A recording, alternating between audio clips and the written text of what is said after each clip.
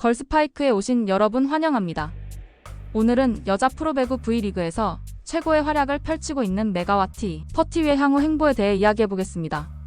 최근 메가는 아시아 쿼터 트라이아웃에 이어 외국인 선수 트라이아웃 신청도 포기했는데요.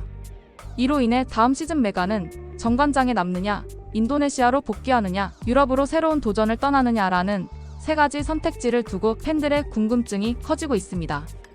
오늘은 메가의 거취에 대해 더욱 구체적으로 분석해보겠습니다. 첫째, 정관장 잔류 가능성, 강한 팀 애착과 익숙한 환경. 먼저 첫 번째 가능성은 정관장 잔류입니다. 메가는 V리그 아시아 쿼터 도입 이후 가장 성공적인 선수로 평가받고 있는데요. 지난 시즌 정관장에서 아포지, 스파이커로 활약한 메가는 득점 7위, 공격 성공률 4위라는 뛰어난 성적으로 팀을 플레이오프에 올려놓으며 강렬한 인상을 남겼습니다. 올 시즌에는 더 강력한 경기력을 보여줬습니다. 메가는 현재 764점으로 득점 3위, 공격 성공률 47.43%로 1위, 후위 공격 49.74%로 1위를 기록하고 있는데요. 이처럼 메가는 공격뿐만 아니라 수비와 팀 플레이에서도 큰 영향력을 보여주며 정관장의 2위 싸움에 핵심 역할을 하고 있습니다. 고이진 감독 역시 우리 팀 성적에 많은 지분이 메가에게 있다고 언급하며 그녀의 가치를 높이 평가했죠.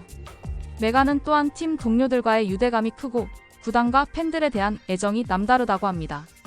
만약 메가가 정관장에 잔류할 경우 익숙한 환경에서 안정적으로 시즌을 준비할 수 있고 팀의 기둥 역할을 이어가게 되겠죠. 하지만 한 가지 걸림돌이 있습니다. 메가가 아시아 쿼터 선수로 잔류한다면 연봉 15만 달러를 받게 되는데 이는 외국인 선수 상한액인 25만 달러보다 훨씬 적은 금액입니다. 정관장에 남는다면 금전적으로 손해를 감수해야 한다는 점이 부담이 될 수 있습니다. 둘째, 인도네시아 복귀 가능성, 고국에서의 스타 대우. 두 번째 가능성은 인도네시아 리그 복귀입니다. 메가는 고국 인도네시아에서 국민적 인기를 누리고 있는 스타 선수입니다. 김연경이 한국에서 보여준 영향력에 버금가는 대중적 인지도를 자랑하며 각종 광고 모델로도 활발히 활동하는 인물인데요. 최근 인도네시아 배구 리그는 국영 석유기업이 대규모 투자를 진행하며 빠르게 성장하고 있습니다. 이런 상황에서 메가가 인도네시아 리그로 복귀한다면 엄청난 환영을 받게 될 것입니다. 메가의 복귀는 인도네시아 리그의 흥행을 크게 끌어올리는 기폭제가 될 수 있죠. 또한 고국에서 가족과 함께 생활하며 심리적으로 안정감을 찾을 수 있다는 점도 매력적인 요인입니다. 다만 경기력 측면에서는 V리그보다 리그 수준이 떨어지기 때문에 선수로서 최전성기의 고국 리그로 복귀하는 것이 과연 최선의 선택일지는 고민이 될 것입니다.